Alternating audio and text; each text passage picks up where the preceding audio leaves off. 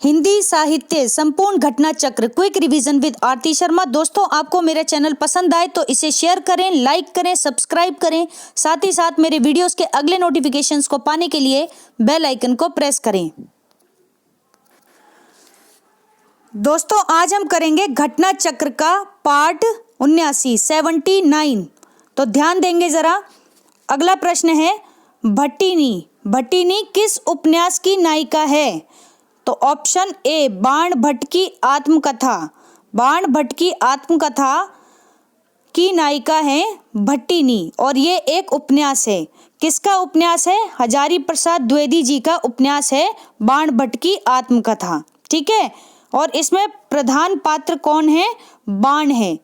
ठीक है, बाण प्रधान पात्र हैं किस उपन्यास के? बाण भट्ट की आत्मकथा के। तो इस उपन्यास में भट्टिनी तथा निपुणिका प्रमुख स्त्री पात्र हैं। अगर आपसे स्त्री पात्र पूछे जाएंगे तो आप बताएंगे भट्टिनी और निपुणिका, और अगर पुरुष पात्र की बात की जाएगी तो आप बताएंगे प्रमुख पात्र बाण हैं। ठीक है, अगला प्रश्न है दोस्तों, गौर करेंगे। आचार्य हजारी प्रसाद द्विवेदी के उपन्यासों के प्रकाशन का सही अनुक्रम क्या है? ये पूछा गया है। तो ऑप्शन बी इसका उत्तर है। ठीक है, देखते हैं। ऑप्शन बी के अनुसार बाण भट्ट की आत्मकथा, ठीक है, उसके बाद आया चारुचंद्र लेख, फिर आया पुनर्नवा और अंत में आया अनामदास का पोथा। ठीक है, सबसे पहले कौन सा उपन्यास आया? हजारी प्रसाद द्विवेदी का बाण भट्ट की आत्मकथा, फिर चारुचंद्र लेख, फिर है पुनर्नवा, फिर है अनामदास का पोथा। तो ये क्रम आप याद रखेंगे। ठीक है, बहुत इंपॉर्टेंट है दोस्तों, एग्जाम्स में पूछा जाता है। व्याख्या देखेंगे प्रश्न की दोस्तों, गौर करेंगे जरा। आचार्य हजारी प्रसाद द्विवेदी उच्च कोटि के शोधकर्ता, निबंधकार, उपन्यासकार एवं आलोचक थे। ठीक है, आचार्य हजारी प्रसाद द्विवेदी उच्च कोटि के शोधकर्ता, निबंधकार, उपन्यासकार, आलोचक थे। इन्होंने सिद्ध साहित्य, जैन साहित्य एवं अपभ्रंश साहित्य के प्रकाश में लाकर भक्ति साहित्य पर उच्च स्तरीय समीक्षात्मक ग्रंथों की रचना की। ठीक है, सिद्ध साहित्य, जैन साहित्य एवं अपभ्रंश साहित्य को प्रकाश में लाकर भक्ति साहित्य पर उच्च स्तरीय समीक्षात्मक ग्रंथों की रचना वाले उपन्यासकार, निबंधकार, शोधकर्ता एवं आलोचक कौन थे? हजारी प्रसाद द्विवेदी। ये विशेष रूप से वैयक्तिक एवं भावनात्मक निबंधों की रचना करने में अद्वितीय रहे हैं। कैसे निबंध लिखे हैं इन्होंने? वैयक्तिक एवं भावनात्मक निबंध। ठीक है, इनके उपन्यासों का सही कालक्रम इस प्रकार है, देखते हैं। बाण भट्ट की आत्मकथा जो कि 1943 में आया, 1943। फिर है दोस्तों चारुचंद्र लेख। चारुचंद्र लेख कब आया? 1963 में, 1963 में। फिर आया पुनर्नवा, ये कब आया? 1973 में, यानी 1973 में। फिर आया अनामदास का पोथा, ये कब आया? ये भी आया 1973 में, यानी कि एक ही साल में इनके दो उपन्यास आए, एक पुनर्नवा, एक अनामदास का पोथा। तो याद रखें, इनके 4 उपन्यास हैं। ठीक है, बाण भट्ट की आत्मकथा, चारुचंद्र लेख, पुनर्नवा और अनामदास का पोथा। और अगर निबंध की बात करें तो कुटज इनका एक बहुत ही प्रसिद्ध निबंध है। ठीक है, अगला प्रश्न है दोस्तों, पंडित किशोरीलाल गोस्वामी का उपन्यास निम्नलिखित में से कौन सा नहीं है? तो नेगेटिव वाला प्रश्न है, नहीं है। तो ऑप्शन डी भोजपुर का ठग।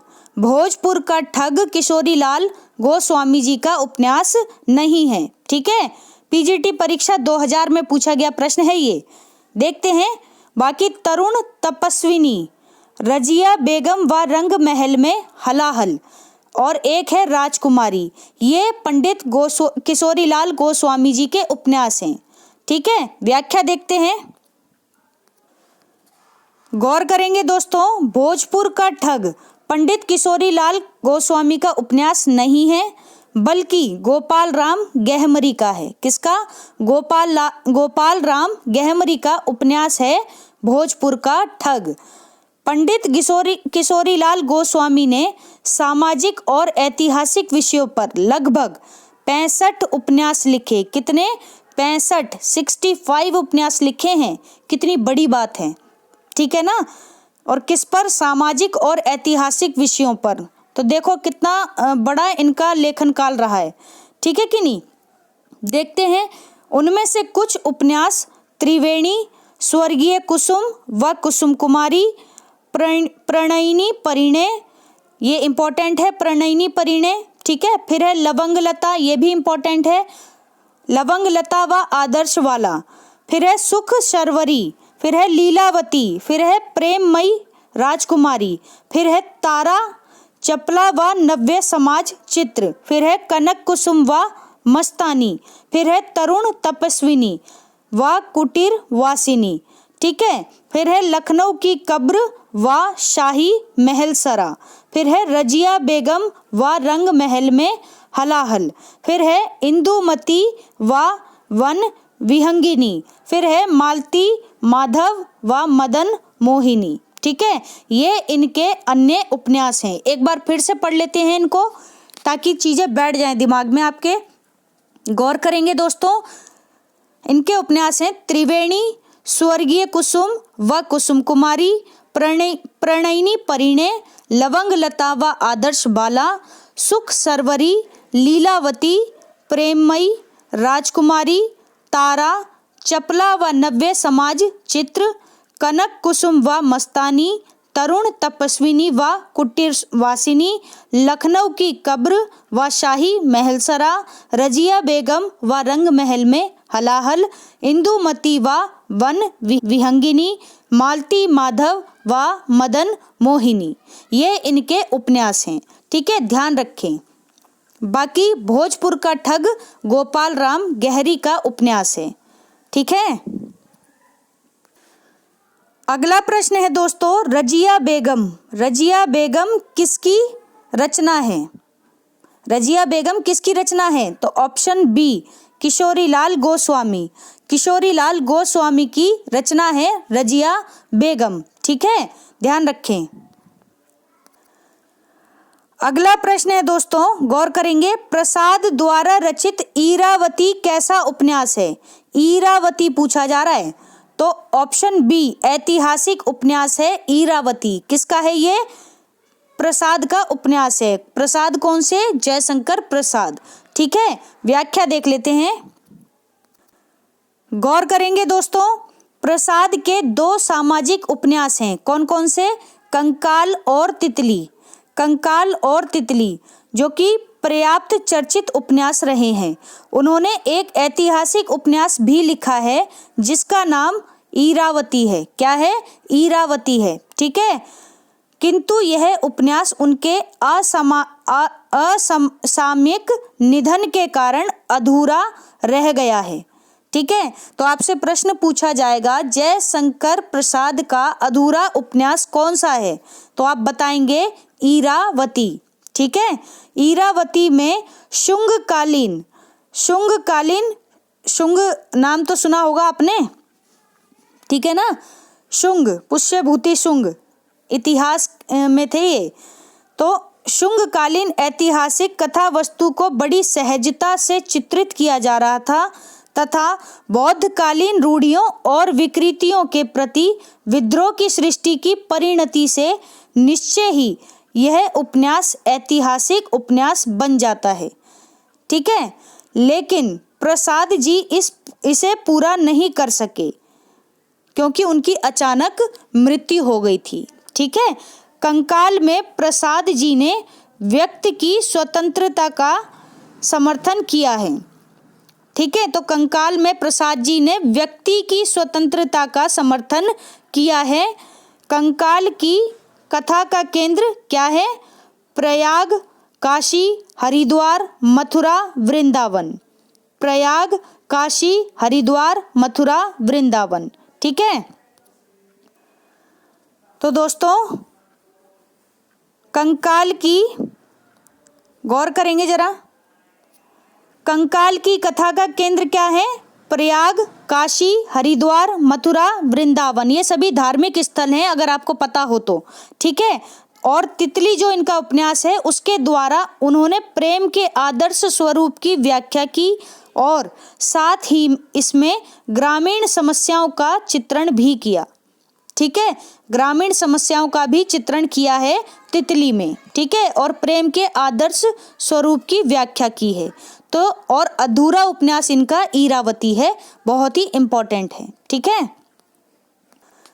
अगला प्रश्न है दोस्तों, गौर करें, जयशंकर प्रसाद के अधूरे उपन्यास का नाम क्या है? तो ईरावती। ईरावती जयशंकर प्रसाद का अधूरा उपन्यास है, ठीक है। ऑप्शन सी इसका सही उत्तर है। वहीं अगर हम ऑप्शन ए देखें तो मंगलसूत्र। मंगलसूत्र किसका अधूरा उपन्यास है? तो ये प्रेमचंद का। किसका? प्रेमचंद का, ठीक है, प्रेमचंद, ध्यान रखें, इनका अधूरा उपन्यास है मंगलसूत्र, ठीक है। बाकी तितली और कंकाल जयशंकर प्रसाद के पूर्ण उपन्यास हैं, ठीक है ना। अगला प्रश्न है दोस्तों, गौर करेंगे जरा, यहाँ पर जयशंकर प्रसाद, ठीक है, यहाँ पर देखते हैं कथन है, कंकाल एक प्रकार से पाप और पुण्य की समस्या का उपन्यास है। कंकाल एक प्रकार से पाप और पुण्य की समस्या का उपन्यास है। इस कथन के समकक्ष जयशंकर प्रसाद के बाद निम्नलिखित में से किस उपन्यास में इस समस्या को मुख्य रूप से उठाया गया है? तो ऑप्शन डी चित्रलेखा। चित्रलेखा उपन्यास में इस समस्या को मुख्य रूप से उठाया गया है। किसके समकक्ष? जयशंकर प्रसाद के समकक्ष, ठीक है। देखते हैं व्याख्या। कथन याद रखें कि कंकाल एक प्रकार से पाप और पुण्य की समस्या का उपन्यास है, यह कथन है। व्याख्या देखते हैं दोस्तों, गौर करेंगे दोस्तों, ऐतिहासिक पृष्ठभूमि में लिखा गया भगवती चरण वर्मा का सर्वाधिक लोकप्रिय उपन्यास कौन सा है? चित्रलेखा है, ठीक है।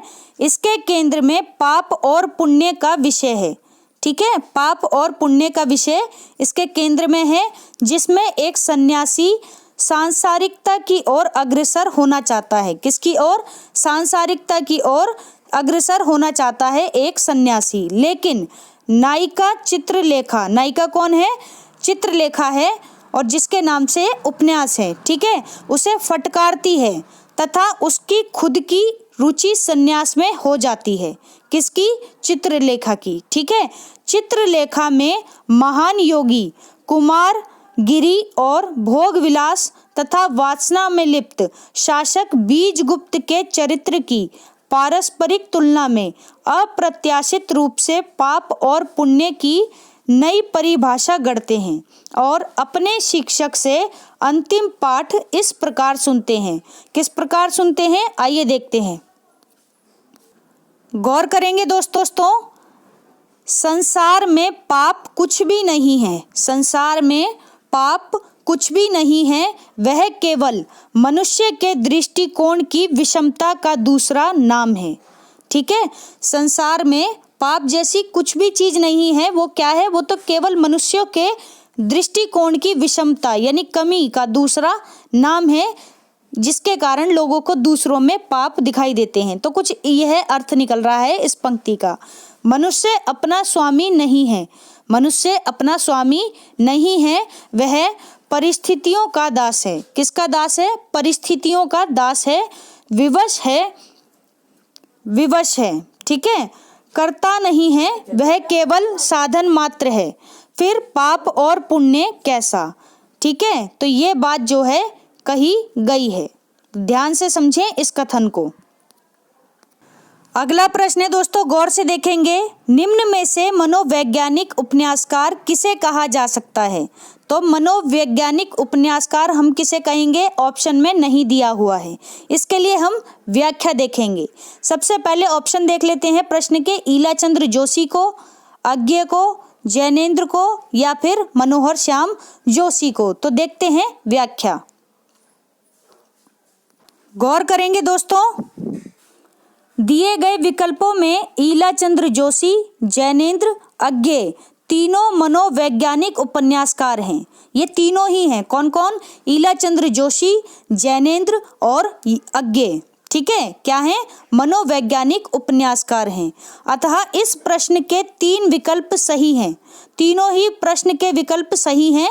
ठीक है, उत्तर प्रदेश माध्यमिक शिक्षा सेवा चयन बोर्ड ने अपनी प्रारंभिक उत्तर कुंजी में इस प्रश्न का उत्तर विकल्प डी माना था, किंतु संशोधित उत्तर कुंजी में इस प्रश्न को मूल्यांकन से बाहर कर दिया गया है, क्योंकि ऑप्शन में तो एक ही है, लेकिन तीनों ही जब पूछे जा रहे हैं तो तीनों का ऑप्शन बनाना चाहिए था, तो तीनों ही हैं। ठीक है, ध्यान रखें कौन कौन? ईलाचंद्र जोशी, जैनेंद्र और अज्ञे। ठीक है, तो दोस्तों हमारा आज का ये वीडियो यहीं समाप्त होता है। Thanks for watching. अगर आपको मेरे वीडियोस पसंद आ रहे हैं तो इन्हें शेयर करें, लाइक करें, मेरे चैनल को सब्सक्राइब करें। साथ ही साथ मेरे वीडियोस के अगले नोटिफिकेशंस को पाने के लिए बेल आइकन को प्रेस करें। धन्यवाद दोस्तों।